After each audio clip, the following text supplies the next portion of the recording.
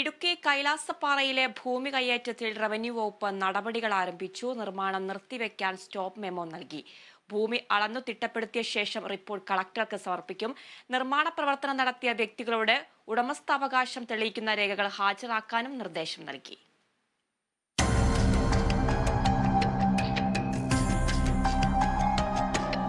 നെടുങ്കണ്ടം കൈലാസപ്പാറ മലനിരകൾ പൂർണ്ണമായും കയ്യേറിയുള്ള നിർമ്മാണ പ്രവർത്തനങ്ങളെ സംബന്ധിച്ച് വാർത്തകൾ പുറത്തുവന്നതോടെയാണ് റവന്യൂ വകുപ്പ് നടപടി ആരംഭിച്ചത്.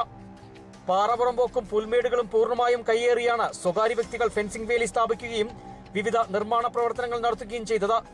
നിലവിലെ നിർമ്മാണ പ്രവർത്തനങ്ങൾ നിർത്തിവയ്ക്കാൻ നിർദ്ദേശിച്ച് പാറത്തോട് വില്ലേജ് സ്റ്റോപ്പ് മെമ്മോ നൽകി.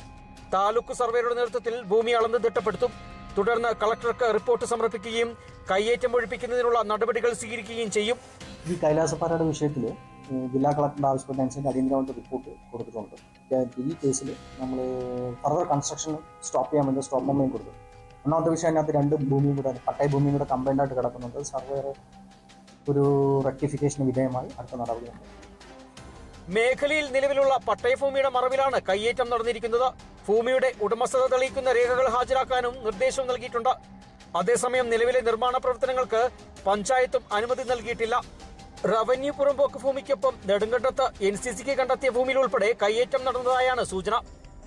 Kerala vision news, Idukki.